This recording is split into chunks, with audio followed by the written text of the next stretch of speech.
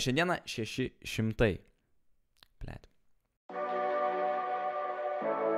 Sveiki visi, su jumis aš Andrius Jaspeks ir šiandieną mes vėlgi kartosime buldą, kurį surinko vakar streame, tai kas buvote jame, užmeskit laiką ir kaip ir esate laisvi jau, o mes nerėme tada į 500 eurų buldą. Na tai pradėsime nuo detalės, kuri galima sakyti yra esminis skirtumas nuo mūsų ankstesnio 400 pigesnio buldo, tai yra procesorius Intel i3 6100, tai yra naujausias šiuo metu kartos procesorius, gan pingesnės būtent kainos, bet vis dėlto tikrai labai galingas, tikrai labai geras bus gan tas komponentas, kuris gan leis jums šį buldą išlaikyti ateičiai. Toliau gal eikime link motininės, nes taip pat labai susiję komponentai su procesorium, tai bus Asus H110 serijos K motininė, kuri tikrai yra puiki, duoda puikų pasirinkimą lizdų iš galo ir taip pat jungčių priekyje, na tik 2 ramų slotai, bet pamatysite vėliau, to pilnai užteks. Na tada, tarkim, kalbant apie ramus, mes įdedam 8 gigus būtent Crucial DDR4 firmos ramų, vieną lazdelę, kad būtų su galimybė, kaip minėjau, ateičiai gal labiau jau atsinaujinti iki daugiau, nes motinė yra tik 2 slotai. Galgi dar paliksim kokius svarbesnius komponentus šiek tiek vėliau, pabaigim tada su tais basicais, tai yra hardas, pavyzdžiui, tai dedam tą patį jaugi mūsų mėgiamą Seagate Barracuda 1 terabaitą už 53 eurus, tikrai sunkiai rasit geresnį variantą, pilnai užteks talpos ir aišku, patikimas jis yra jau faktas. Na, patraukim į šoną gal ir tą mailblokį, kuris bus nekiek neskirtingas negu tą, kurį naudojam ankstesniam vakarykščiam buldė, 400 kaina, tai yra Corsair CX 430.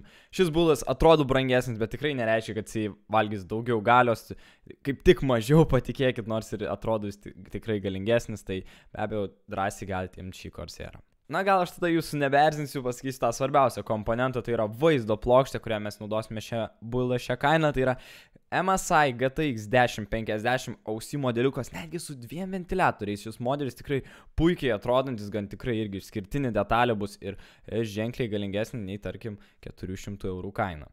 Na, dabar beliko pasakyti, kurgi mes sudėjom visus šios komponentus ir mes vakar per streamą tikrai pasistengėm surasti kažką jau labiau išskirtiniau, kadangi čia nėra pigiausias buldas, tai radome šį Gem Bird keisą Ares Black juodas, va tas labai irgi svarbu, jisai tikrai yra jau labiau pilnos komplektacijos, tai yra MIDI toweris, kuris dedas, pavyzdžiui, mailblokis į apačią, kas leis tikrai puikiai labiau susitvarkyti savo buldą iš vidaus ir tikrai jisai gražiau atrodys, na, tai nėra ženkliai brangesnis buldas, bet tikrai yra ženklus patobulėjimas kainoje.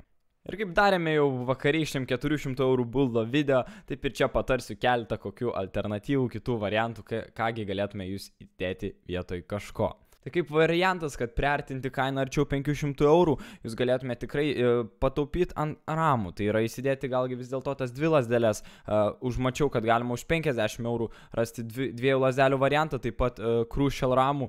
Tai tie 5 euriukai tikrai gal kai kam bus labai svarbus. Tada užsimtumėt pilnai motinės lizdus, bet galvojant apie ateitį, na, gal kažkaip atsiras tos vietos ir panaudosi tos ramus. Kitą variantą, alternatyvą pasiūlyčiau, tai būtų būtent vaizdo plokštė, dėl kurios ir taip džiaugiuosi tikrai neblogai išėjo, bet tiesiog, pavyzdžiui, Skytechas siūlo šią, pavyzdžiui, pigesnį modelį 1050 su vienu ventiliatoriu, bet gan ženkliai, taip pat 6-7 eurais pigiau, kas tikrai būtų jum į naudą, bet šiuo metu būtent jos nėra pardavimas. Bet jeigu rasite, užgausite, tai tikrai galite ją pasimti. Na ir kaip visada pabrėšiu, kad jeigu turite hardą, jeigu turite atsilikusį tą būtent atminties kaupiklį, galite visada nepirkti naujo ir geriau įsigyti SSD. Tai kaip jau pamėgau pabrėžti, už 46 euriukus galite rasti SanDisko būtent 120 GB SSD, tai labai greitą hardą, tikrai verta investuoti, tiesiog jeigu turite seną hardą, na geriau nepirkite tada naujo.